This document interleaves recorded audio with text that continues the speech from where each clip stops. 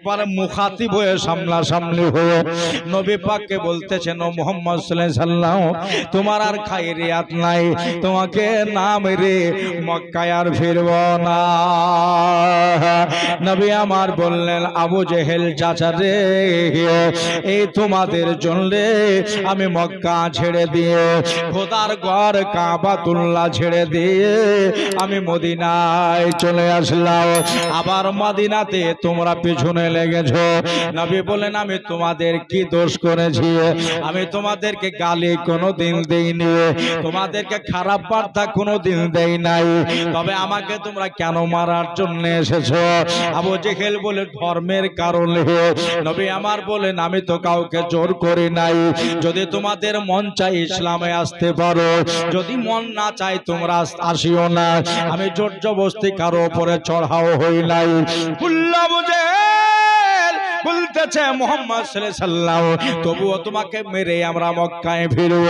আল্লাহর নবী বলতেছেন, চাচা আবু জেহেল, যখন তোমাদের এত উদ্বিগ্ন দেখা যায়, তোমাদের যখন এত চড়াও দেখা যায়, আমি একটা কথা কই, আমাকে মারতে গেলে আপনার 350 সাহাবীকে আগে মারতে হবে, তারপর আমার পর্যন্ত পৌঁছিতে পারবা।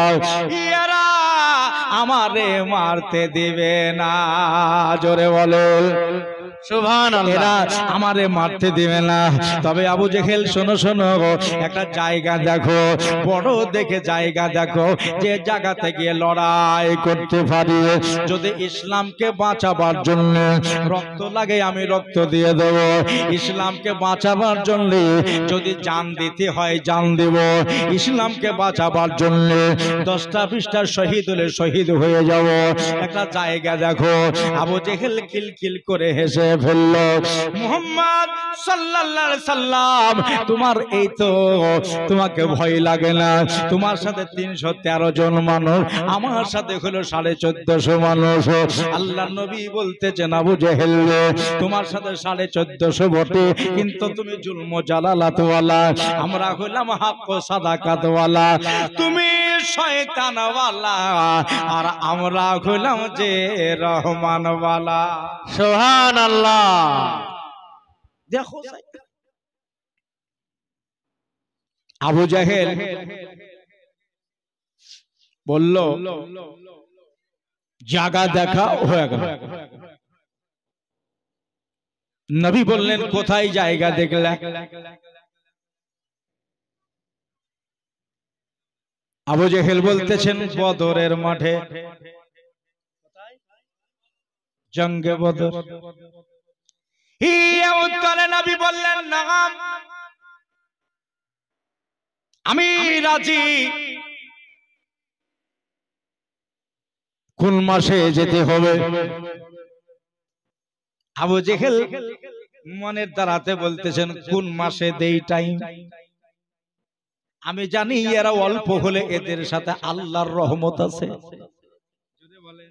সুবহানাল্লাহ। আবু জেহেল নিজে বলতেছেন, এরা অল্প সংখ্যায় হলেও এদের সাথে আল্লাহর রহমত আছে।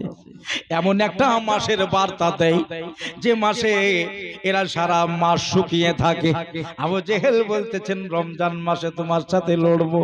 নবী বললেন, নাম, জি, এটাও রাজি। আল্লাহ রাসূল বলতেছেন, কোন তারিখে যেতে হবে? আমার টাইমের কথা, আপনার তারিখ বলো। আল্লাহ রাসূল বললেন, তারিখ বলো। আবু জেহেল বলতেছেন, মুহাম্মদ সাল্লাল্লাহু আলাইহি সাল্লাম, রোজার মাসের 17 তারিখে ডেট দিলাম। আচ্ছা ঠিক আছে, তাই হলো। সেদিন বারে বারে কিন্তু শুক্রবার পড়বে।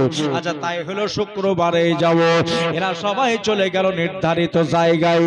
আল্লাহর নবী আপনার বসে দরবারে রেসালাতে সাহাবীদের আগাহ করতেছে, সাহাবীরা রে, কেউ যদি আমার সাথে বদরের মাঠে যেতে চাও, তারা সবাই এই রেজিস্টারে নাম লেখাও।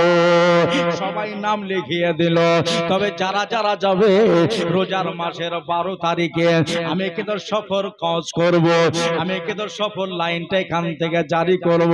সাহাবারা রোজার মাসের 12 তারিখে সকাল বেলাতে উঠে নিজের বিবি সাহেবাকে সামনে করে বলতেছেন, যাদের যাদের বিয়ে হয়েছিল, বিবি রে, জনমের মতো আমারে তাকিয়ে একবার দেখে নাও।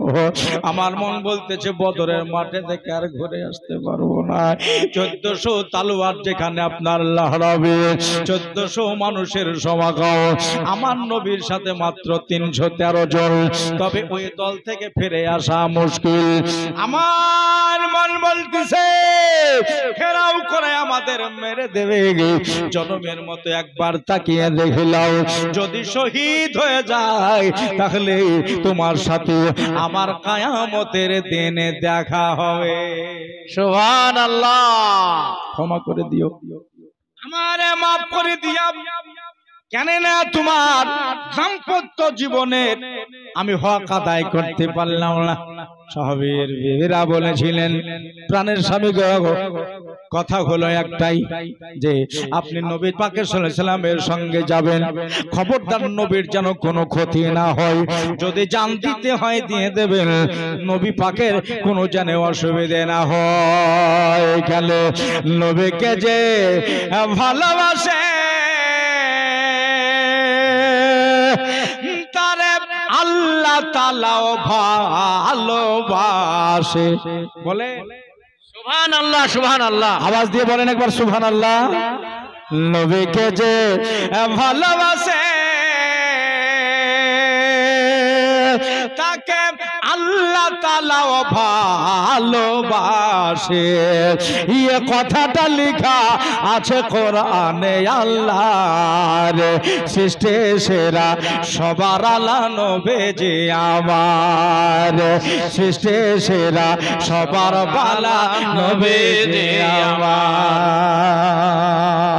তো প্রত্যেকটা সাহাবী নিজের বিবির কাছ থেকে ছুটি নিয়ে দরবারে রিসালাতে এসে লাইন দিয়েছে, সফাবন্দি করেছে। এ তো সাহাবী तमाम নিজের সওহারে মুহতারামকে নবীর কাছে পাঠিয়ে দিয়ে সাহাবীর বিবি সাহেবারা সব রাস্তার ধারে দাঁড়িয়ে এক অপরকে আলিঙ্গন করে বলছে, শোন, আমার স্বামীকে যদি মেরে ফেলে না তো আমার স্বামী হবে শহীদ, আর শহীদ ব্যক্তি বিনা হিসাবে জান্নাত পাবে। সুবহানাল্লাহ। আমি তার বিবি হব, আমার কত সৌভাগ্য। সুবহানাল্লাহ। আল্লাহ আমাকেও জান্নাত দিতে পারে। সুবহানাল্লাহ, সুবহানাল্লাহ। আর একটা মেয়ে বলছে আমিও তো পাঠিয়েছি। এভাবে तमाम বিবি সাহেবারা বললেন, কিন্তু ওই দলের ভিতরে একটা মেয়ে যার নাম হলো আফারা। আফারা এটার কিন্তু স্বামী দুনিয়ায় বেঁচে নাই। মানিক চাকের ভাইরা রে, ও মা বলেরা, আফারার স্বামী দুনিয়ায় নেই। যদি আমার স্বামী থাকতো তাহলে নবীর সঙ্গে আমি পাঠাতাম, আল্লাহর নবীর একটা সৌন বেড়ে যেত। কেউ নাই। সুজা বাড়ি চলে গেলাম।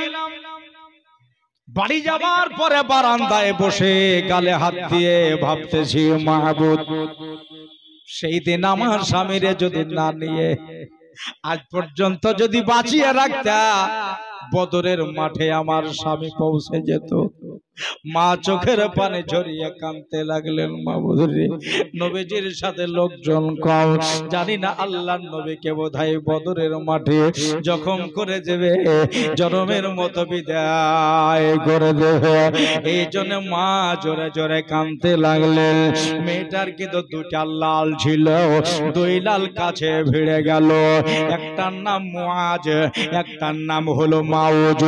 দুই ছেলে বলতেছেন, আম্মা জান, আমি ছোট বয়স হলো 9 বছর, বড়টার বয়স হলো 10 বছর। দুই ছেলে মার দুই পাশে বসে আম্মা জান বলে ডেকে বলছেন, আম্মা আব্বা থাকলে আমার ছিল গার্জেন, বাবা মরে ইন্তেকাল হয়ে যাওয়ার পরে তুমি হয়েছো আমাদের গার্জেন, কান্দো কেন, কি হয়েছে? বলতেছেন, বাবা তোদেরকে বলে আমার লাভ হবে না। দুই ছেলে বলল, যদি বলে লাভ হয়েই যায়, সুবহানাল্লাহ, যদি লাভ হয়ে যায় কেন বলবা না? মা সব কথা বুঝিয়ে বলল, বাইরে গিয়ে শুনগা সবাই এই কথাটাই বলা বলি করছে, আমার স্বামীরে পাঠিয়েছে, শহীদ হলে জান্নাতে যাবে, স্ত্রী হিসাবে আল্লাহ আমারও দিতে পারে। এই একটা সব আমি তো বুক ফুলিয়ে কথাটা বলতে পারলাম না, কেননা তোমার আব্বা জান দুনিয়ায় বেঁচে নাই, তোমার আব্বা থাকলে বদরের মাঠে যেত। দুই ছেলে বলতেছেন, আম্মা চোখের পানি মুছে লাও, মুখে মিচকি হাসি দাও, কেন জানো? আব্বা থাকলে বদরের মাঠে গিয়া একটা জান দিত, কথা দিলাম মা, দুই ভাইয়ে গিয়া দুটা জান দেব। সুবহানাল্লাহ। দুই ছেলে রে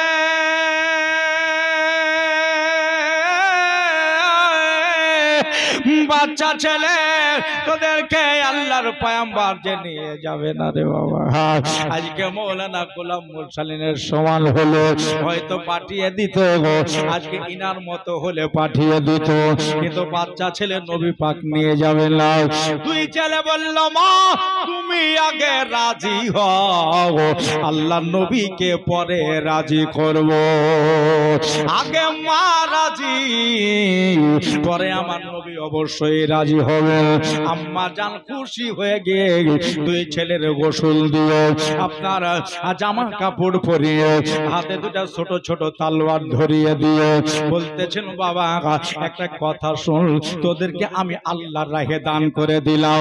একবার জোরে বলেন তো সুবহানাল্লাহ। সুবহানাল্লাহ। খোদার রাহে তোদেরকে দুই ভাইকে আমি দান করে দিলাম। দুই ছেলে বলতেছেন, আলহামদুলিল্লাহি রাব্বিল আলামিন, আজকে আল্লাহর রাহে আমাদের মা দান করে দিয়েছে। কদমে সালামকে আপ রেখে দেওয়ার পরে, মা গো আমাদের জন্য দোয়া করবা। হাসতে হাসতে বদরের মাঠে যেন গলা দিতে পারে, বদরের মাঠে যেন জান দিতে পারে। দুই ছেলে মার কাছ থেকে বিদায় হলো। আম্মা জানকে জনমের মতো একবার তাকিয়ে দেখে চলে যাচ্ছে, যেতে যেতে 20 কদম এগিয়ে গেছে। আবার ঘুরে ওই আফারা ডাকতেছেন, বাবু রে আরেকবার ঘুরে গেলে। ছেলে দুটা মার কাছে ঘুরে এসেছে। দুই ছেলে মাকে উপদেশ দিতেছেন, মা তুমি কি জানো না, দান করা জিনিসের উপরে লোভ করতে নাই। সুবহানাল্লাহ। ভিক্ষার ঝুলিতে এক গ্লাস চাল নিয়ে গেছে, কোন মিসকিন আসবে দরজায়, গ্লাস ভরা চাল 3 ফকিরের ঝোলাই যাবে, মিসকিনের ঝোলাই ঢালতে গিয়ে একজনাতেই ঝোলাই পড়ে গেল। তো কোনো মা ঘুরি আর চাই না, যখন ঢের পড়েই গেছে তো তুই নিয়ে নে। আবার বাড়ি থেকে এনে দেয়। আম্মা জান দান করা জিনিসের উপরে লোভ করতে নাই, লালচ করতে নাই। এর শিলা, এর যা যা মহান আল্লাহ পাক তাকে প্রদান করবে। বলো কেন ডাকলা? আম্মা জান বলতেছেন, বাবু আমার বাড়ি তো আজ থেকে ফাঁকা হয়ে গেল, খালি হয়ে গেল, একবার তোর মায়ের বুকে লেগে যা। তুই ছেলেকে মায়ের বুকে সেটে লাগিয়ে নিলেন। লাগিয়ে নেওয়ার পরে আফারা বলতেছেন, বাবা এবার তুই বাড়ি চলে যা, নূরের নবীর বাড়ি চলে যা। শুন শুন শুন, যাবার টাইমে একটা কথা শুনে যাও, তোমরা দুই ভাই আর কোনোদিন আমার বাড়ি যেন ঘুরে আসবা না। বলো না ইয়া রাসূলুল্লাহ, বলেন সবাই, বলো না ইয়া রাসূলুল্লাহ। দেখিতে গুম্বাদে খাজরা ডেকে নাও ইয়া রাসূলুল্লাহ। সবাই বলবেন, লজ্জা করবেন না, ইয়া রাসূল ইয়া রাসূলুল্লাহ। দেখিতে গুম্বাদে খাজরা ডেকে নাও ইয়া রাসূলুল্লাহ। দেখিব দুই নয়নেতে মদিনায়া। সুর উঠল না, বলেন সবাইয়া। এবার হয়েছে আল্লাহ তুমি রহম করো আর আকবার ইয়া রাসূলুল্লাহ। এই কথাটা এই গত জানুয়ারিতে আসামে ধোলা বলে একটা জায়গা আছে, গুয়াহাটি থেকে নেমে 2.5 ঘন্টা 4 চাকাতে ওরাই নিয়ে গেছিল। ওখানে বসে বসে লিখেছিলাম, যারা যারা নবে পাকের রওজায় হাজরে দিল। সুবহানাল্লাহ বলেন। এটা একটা হাদিস। যারা যারা নবী পাকের রওজায় হাজরে দিল, শাফাত ওয়াজিব তাদের উপর ঘোষণা ইয়া রাসূলুল্লাহ মাওলানা ইয়া রাসূলুল্লাহ। নবীজির দিদারের আশায় কত না রাত কেটে যায়, নবীজির দিদারের আশায় কত না রাত কেটে যায়, স্বপ্নেতে দেখা দিতে এসো না ইয়া রাসূলুল্লাহ। আমার ভাইরা, দুই ছেলে মাকে একটা কথা বললেন, কথাটা যেন মনে থাকে। মা, নবী পাক যদি নিয়ে যায় তো ভালো, আর যদি না নিয়ে যাই মদিনার গলিতে গলিতে দুই ভাড়ে কেঁদে বেড়াবো, কিন্তু তোমাকে কাঁদাতে আসবো না। সুবহানাল্লাহ। আর গলিতে গলিতে কেঁদে বেড়াবো, কিন্তু তোমাকে কাঁদাতে আসবো না। দুই ছেলে নবীর কাছে হাজির। আল্লাহ রাসূল উঠবো মনোভাব নিয়েছে। যারা বসে গেছে আপনারা আর কেউ পালাবেন? মানে এখানে একটা জিনিস দেখলাম, মানুষ আসছে উঠছে বসছে, আমার মন বলছে এবার যারা বসেছে এরা পালাবার পাত্র আর নয়। মানে এবার ধীরে স্থির ভাবে বসে গেছে, মানে জান মন দিয়ে শুনতে লেগেছে। ছেলে মানুষ তো হুড়িয়া যদি বাঁয়ের টাইপ ডাইনে দিয়ে দেয়, এখানে কে, চল বাদাম পালার কাছে দাঁড়িয়ে দেখবো। বলল দুই ছেলে, আসসালামু আলাইকা ইয়া রাসূলুল্লাহ। আসসালাতু ওয়াসসালামু আলাইকা ইয়া হাবিবাল্লাহ। আল্লাহর রাসূল দুই ছেলেকে দেখে বললেন, ইয়া সাবিয়ু ইজলিস হা হুনা, বাচ্চারে বসে যাও আমার কাছে। দুই ছেলে বসে যাবার পরে আল্লাহর হাবিব জিজ্ঞাসিলেন, বাবু কিছু চাবার জন্য এসেছো না কিছু বলার জন্য, কিছু খাওয়ার জন্য? দুই ছেলে বললেন, ইয়া রাসূলুল্লাহ, খাবার খাওয়ার টাইম নাই, মাসলা মাসাইল জিজ্ঞাসা করার সময় নাই। আল্লাহর নবী গো, শুনলাম এই লাইন সাপা নিয়ে বদরের মাঠে আপনি যাচ্ছেন ইসলাম বাঁচাবার জন্য। আমার বাপ দুনিয়ায় বেঁচে নাই, নবী গো আব্বার কাজ উঠাবার জন্য আমরা দুই ভাই আল্লাহর রাহে শহীদ হবার জন্য এসেছি। সুবহানাল্লাহ। দুই ছেলে খোদার রায় শহীদ হওয়ার জন্য এসেছি। আল্লাহর নবী বললেন, বাচ্চো তোমরা বাড়ি চলে যাও, পরবর্তী কোন যুদ্ধের ময়দানে তোমাদের নিয়ে যাব। কথাটা কান দিয়ে শোনো। দুটা ছেলে বললেন, ইয়া হাবিবাল্লাহ, আপনি হলেন রহমাতাল লিল আলামিন, আপনি হলেন শাফিউল মুযনিবিন। নবী গো, আমার মাকে বলে এসেছি আপনি যদি না নিয়ে যান মদিনায় কেঁদে বেড়াবো, তথাবধি আমি বা আমরা মাকে কান্দাইতে যাব না। দুই ছেলে কোন মতেই ছাড়ে না। আল্লাহর হাবিব বললেন, তোরা বাইরে যা, বাইরে গিয়ে এখন নাপ ধরা হবে, যদি না পে হও তাহলে নিয়ে যাব, আর যদি না পে না হও তাহলে বাইরে যা। দুই ছেলের নাপ ধরিছে, বড়টা লাপে হয়ে গেল। সুবহানাল্লাহ। নাপে হয়ে গেছে, লাইনে যা। ছোটটার নাম ধরেছে, নাপে ফেল হয়ে গেল, তুই বাড়ি যা। ছোট ছেলেটা বলতেছেন, চাচা গো, নবীকে বলিয়েন না, আমাকে লুক করে দলে ভরি দেন, আমি একাই বাড়ি যেতে চাই না, জুড়া ভাঙতে চাই না, আমার লুক করে দলে ভরি দেন। নবীকে কিন্তু বলবেন না, সাহাবিয়ে রাসূল ছিলেন, তিনি বলতেছেন নবী পাকের কাছে লোকাচুন্নি চলে না, নবীর কাছে লোকাচুন্নি চলে না। আল্লাহর নবী যেমন আগে দেখেন, নবী অনুরূপ পেছেও দেখেন, যেমন ডানে দেখেন অনুরূপ বামে দেখেন, ওপরে যেমনি দেখেন নিচেও তেমনি দেখেন।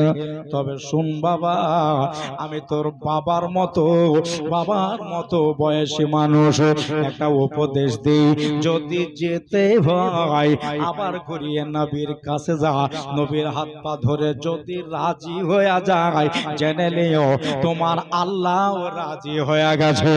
নারে তাকবীর, নারে রিসালাত, মাসলাকে আলা হযরত। আমার ভাইরা, খোদাও তোমার রাজি হয়ে গেছে। ছোট ছেলেটা বলছে, কথা ঠিকই বলেছেন। মায়ের একটা সামনে থেকে এগিয়ে আসলে ভালো হয়, একটু এগিয়ে আসেন সবাই। ঠিকই বলেছেন।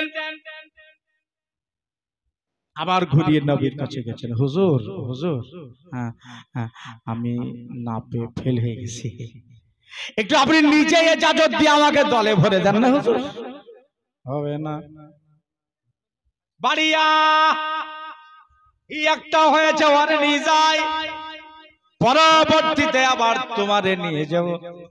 ছোট বলতেছেন, নবী গো, আমিও যে একাই বাড়ি যেতে পারবো না, কথা যে খেলাপ হয়ে যাবে, এবার নিয়ে যাবে না, এরে বসে থাকে, আল্লাহর হাবি উঠবো মনোভাব নিচ্ছে, উঠলেই তো চলে যাবে। আর নবীজির কথা অমান্য করে যাওয়া যাবে না, ঠিক না জোরে বলেন? হ্যাঁ, নবীকে যারা নারাজ করলো, তারা যে আল্লাহকেও নারাজ করলো, আর যারা নবীকে রাজি করলো, তারা আমার আল্লাহকেও রাজি করলো। জোরে বলেন। বসে আছে, হুজুর উঠে যাবেন, চলে যাবেন। ছোট ছেলেটা বলতেছেন, হুজুর একটা কথা বলছে, লিয়ে জান আর না জান, বলে বল।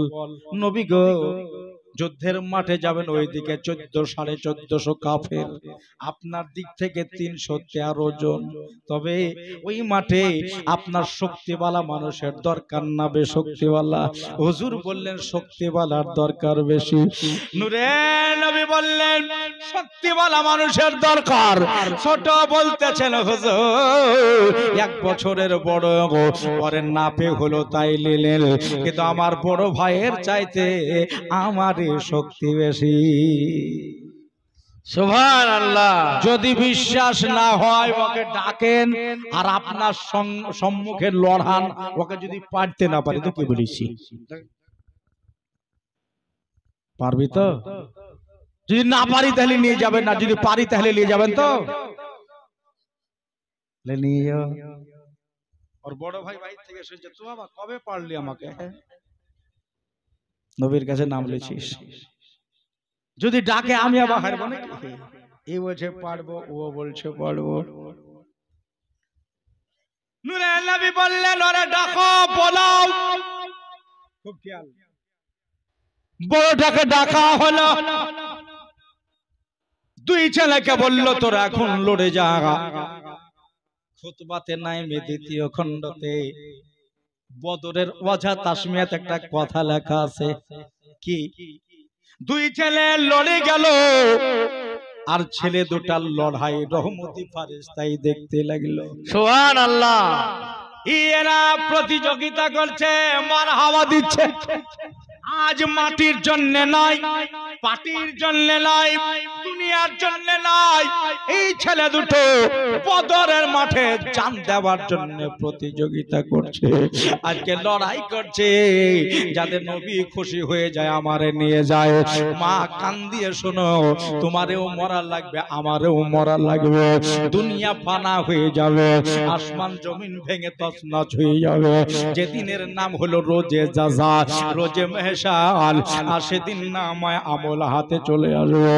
বন্ধুরে ভাইরা রে, দুই ছেলে লড়ে গেল, লড়তে লড়তে বড় ভাইয়ের কান ছোট ভাইয়ের মুখের কাছে চলে এসেছে।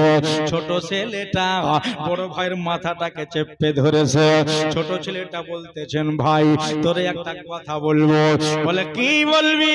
আগে পারাপারি হয়ে যাবে তারপরে কথা। বলে না না, তাহলে তো সব খতম হয়ে গেল। ভাইয়া রে, তুমি হলে আমার 1 বছরের বড়, বাড়িতে মা ছিল গার্জেন, এখন তুমি হলে আমার গার্জেন। আমি বসে বসে অঙ্ক কষে দেখলাম এটা ছাড়া কোনো উপায় না। কেন নবী আমার নিয়ে যাবে না, একাই মদিনায় কেঁদে বেড়াবে। এজন্য বসে বসে অঙ্ক কষলাম, তোমার নামটা নবীজির রেজিস্টারে চড়ে গেছে। তুমি পারতে পারলেও নিয়ে যাবে, যদি না পারো তবুও নিয়ে যাবে। আর আমি যদি পারতে না পারে তো নিয়ে যাবে না। তোমার কাছে আবদার আমার এটাই, আমাকে নিচে ফেলে দিও না। তুমি নিচে হয়ে যাও আর তোমার উপরে আমারে বসিয়ে নাও। সুবহানাল্লাহ। মদিনা মদিনা, ওটা আশিক মুমিনের ঠিকানা। জোরে বলেন সুবহানাল্লাহ। জালালুদ্দিন সেওয়াতে 75 বার দেখিল নবীজি, এতবার দেখিয়াও তাহার তৃপ্তি কেন মেটে না। আশিক মুমিনের ঠিকানা মদিনা মদিনা, আশিক মুমিনের ঠিকানা। নবীর প্রেমে পাগল হলো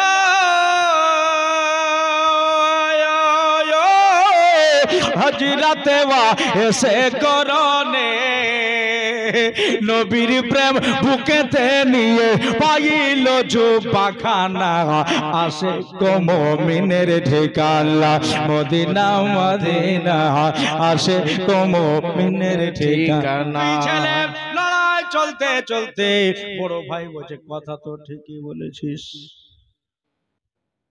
আমি পারলেও নিয়ে যাবে, না পারলেও নিয়ে যাবে, কিন্তু তুমি না পারলে নিয়ে যাবে না। দেখা গেল আল্লাহ রাসূল না যারা করছেন, 313 জন সাহাবী তাকিয়ে তাকিয়ে দেখছেন।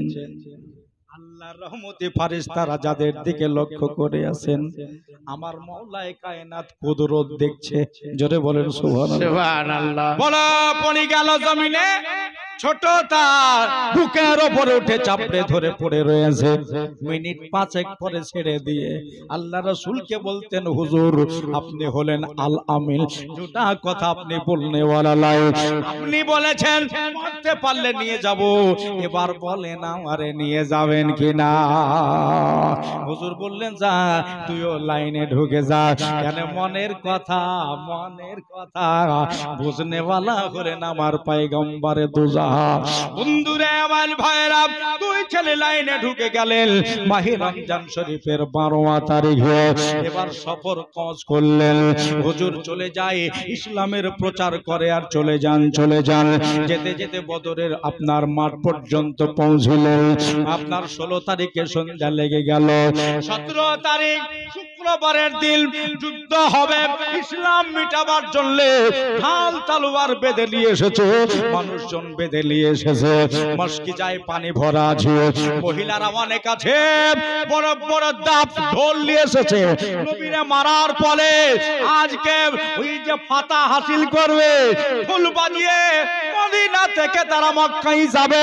আমার আল্লাহ বলতেছে, না বুঝে গেল ঢোল বাজিয়ে তোমাদেরকে বাড়ি যেতে দেব না, এখানে আমার হাবিবের জিত হবে। সুবহানাল্লাহ। নবীর জিদ হবে। শুক্রবার পড়ে গেল, সবাই তারা রোজদার। বন্ধুরের শেষ কথা বলতে চাই আপনাদের কাছে, কেন না তারা যে গেল সবাই জান দেবার জন্য গেছে, ফিরে যাওয়ার জন্য নাই। আপারা বাড়িতে বসে বসে আল্লাহর কাছে এমনি করে হাত তুলে দোয়া চাই, মাহবুব তোমার কাছে বলতে চাই আমি যেন শহীদানের মা হইতে পারি। সুবহানাল্লাহ। শহীদানের মা হইতে পারি, এটাই তোমার কাছে আমার দোয়া। যুদ্ধ চলতে লাগলো। পরের দিন ওয়াজে শুনেছেন, ইউটিউবে শুনেছেন বিস্তারিত ঘটনা। তবে শেষ একটা কথা আপনাদের সম্মুখে বলি। আল্লাহ রাসূল একটা কথা বলেছিলেন সকাল বেলাতে উঠে, সব গোল করে ঘেরাও করে নিয়ে বসে রয়েছেন। নবী পাক বলতেছেন, কেউ তোমরা আগে যাবে না যতক্ষণ আমি অর্ডার না দেব। সবাই হাত তোলো, একবার দোয়া করো, জোরে বলেন সুবহানাল্লাহ। দোয়া করে নিলেন, বসে রয়েছেন। সব নবী পাকের মিঠা মিঠা জবানের কথা শুনছেন। ইতিমধ্যে ওই দল থেকে 3 জন বেরিয়ে আসলো। উতবার বেটা ওয়ালিদ আর একটা সাইবা। 3 কাফির বেরিয়ে এসে রণক্ষেত্রে মিডিলে ফিল্ডের মাঝখানে এসে আল্লাহ রাসূলকে নামতান করে গালি গোলাজ করছে। আচ্ছা, নবীকে গালি দেবে আর সাহাবীরা সইতে পারবে? আপনার বাপকে কেউ যদি গালি দেয়, আপনি যদি ন্যাংড়াও হয়তো লাঠি নিয়ে ওই ঘোরাবে ওখানে। গালি দিস না কিন্তু ভালো হবে না, অথচ ন্যাংড়া পারবে না, তবুও লাঠি ধরে ঘোরাবে নিজের বাবাকে গালি দেওয়ার জন্য, কিন্তু সইতে পারছে না। ইতিহাসে লেখা আছে হযরতে হুযায়ফা, আবু হুযায়ফা রাদিয়াল্লাহু তাআলা আনহু আল্লাহ রাসূলকে এমনি করে জোড়হাত করে বলতেছেন, ইয়া রাসূলুল্লাহ একটু আমাকে ওখানে যাওয়ার হুকুম দেবেন, ওদের গালি দেওয়া আমি একটু দেখাতাম। নবী বললেন হবে না, যেতে পাবে না। তবে দেখা গেল পশ্চিম দিক থেকে একটা ঘোড়সওয়ার, এটা মাদারের নবুয়তে লেখা আছে, চোখ মুখ ঢাকা আছে, ঘোড়ায় করে এত জোরে জোরে ঘোড়া তাড়িয়ে চলে আসছে, মনে হলে পড়ে গেলে বুক ফেটে মারা যাবে। এসে আল্লাহর নবীর কাছে এসে দাঁড়িয়ে গেল, লাগাম টেনে নাকিল টেনে দাঁড়িয়ে গেছে। আল্লাহর নবীকে সালাম আরজ করলেন, হুজুর সালামের জবাব দিলেন, বললেন তুমি কে? ইনি বলছেন, হুজুর আমি হলাম জিবরাইল ফেরেশতা। সুবহানাল্লাহ, সুবহানাল্লাহ। আমি জিবরাইল ফেরেশতা। বলে খবর? বলে হুজুর একটু পরে যুদ্ধটা শুরু করবেন, আমার পিছে এখনো 3000 ফেরেশতা আসছে। সুবহানাল্লাহ। লড়াই করার না, না লড়াইয়ের জন্য না, আপনার দিক থেকে মারহাবা দেওয়ার জন্য। সুবহানাল্লাহ। আল্লাহ রাসূল বলেন এখানে আমাদের জিত নিশ্চিত। সুবহানাল্লাহ, সুবহানাল্লাহ। কেন? যেখানে রহমতি ফেরেশতা যে দলের পক্ষ হইতে মারহাবা দেয়, ওই দলটাকে আল্লাহ লাঞ্ছিত করবে না। আল্লাহ রাসূল বললেন, বাচ্চা ছেলেটা কই রে? 9 বছরের ছেলেটা। আফারার বেটাটা কই? 9 বছরের বেটাটা। তো এই তো হুজুর আমি। এবার তোমাকে কিন্তু ওই পালওয়ানের সাথে লড়াই করতে যেতে হবে। বলছে হুজুর আমি রাজি। জামাতা বলে হ্যাঁ, একাই না 3 জন যেতে হবে। হুজুর বললেন, আল্লাহ রাসূল বললেন যে হযরত আব্দুল্লাহ বিন রাওয়াহা রাদিয়াল্লাহু তাআলা আনহু তুমি এবারে যাবে। আর হযরতে আওফ রাদিয়াল্লাহু তাআলা আনহু 3 জন, এরা 3 জন নিজের তরবারি দিয়ে রণক্ষেত্রের দিকে যখন এগিয়েছে, তো ওদিকে ওয়ালিদের ওয়ালিদ তো বিরাট পালওয়ান, বিদেশ বিদেশ নাম কামানোর জন্য পেহলওয়ানি করতে যায়। ওয়ালিদ বলছে এইটুকু রাখালের সাথে কে যুদ্ধ করবে? তো মৌলায়ে কায়নাত আলী মুর্তজা রাদিয়াল্লাহু তাআলা আনহু বলছে তোরা ঘুরে আয় তো। রাখাল বলার না হইছে আমারও দম নাই, লড়লি না, জানলি না, শুনলি না, আগতে এরকম কথা। হযরতে মৌলা আলী বলতেছেন হুজুর আমার একেবারে পাঠান তো। তো নবী বলেন আলী যাবে, আমিরে হামজা যাবে, আর হযরতে উবাইদা 3 জন যাবে। তিনজন নবীকে সালাম করে রণক্ষেত্রের দিকে এগিয়ে গেলেন। ওবাইদা বললেন, হুজুর আপনার সম্মুখে আমি একটা কসম করলাম, আমি একটা কথা দিলাম যে আমার ভেতরে যতক্ষণ জান থাকবে নবী গো, আমি ইসলামী ঝান্ডা মাটিতে পড়তে দেব না। সুবহানাল্লাহ। পড়তে দেব না। ডান হাতে উলঙ্গ তরবারি, বাম হাতে ইসলামিক ঝান্ডা। হুজুরকে সালাম করে এগিয়ে গেলেন। ইনি পড়েছেন সেই সাইবার কাছে, আলিউল মুর্তজা, সেই বিখ্যাত পাহলওয়ান ওয়ালিদের কাছে, আর হযরতে আমির হামজা ওয়ালিদের বাবা উতবার কাছে। তিন জনের মোকাবিলা শুরু হবে। আলী বললেন, একটার বেশি দুইটা মারিনি, আমি ওই ওয়ালিদকে জাহান্নামে পাঠিয়ে দিয়েছি। আমির হামজা বলছে, আমি একটার বেশি দুইটা বার করি নাই, আর বাবাকে জাহান্নাম পাঠিয়ে দিয়েছি। কিন্তু সাইবা চালাকি করে বাম হাতে নবী সাহাবী রাসূলের বাম হাতে তলোয়ার মেরে দিয়েছে, যে হাতে নবী পাকের ইসলামিক ঝান্ডা ধরা ছিল। গোটায় হাতটা কেটে জমিনে পড়ে গেল। ঝট করে ডান হাত দিয়ে ঝান্ডা ধরেছে, আবার ডান হাতে তলোয়ার মেরেছে। একবারে এই থেকে কান্ধা থেকে গোটা হাতটা কেটে নিচে ফেলে দিল। হযরতে ওবাইদা বললেন, আল্লাহ, আমি যে নবীর কাছে কথা দিয়েছি, আল্লাহ গো, আমার কি কথা কি মিথ্যা হয়ে যাবে? আমি যে বলেছি ভেতরে প্রাণ থাকা পর্যন্ত আমি মাটিতে ঝান্ডা পড়তে দেব না, এই তো ঝান্ডা পড়ে যাচ্ছে। ঝট করে নিচে হামাগুড়ি দিয়ে উপর দিকে মুখ করে দাঁত দিয়ে কামড়ে ঝান্ডার ডামার ধরেছে। জোরে বলেন না সুবহানাল্লাহ।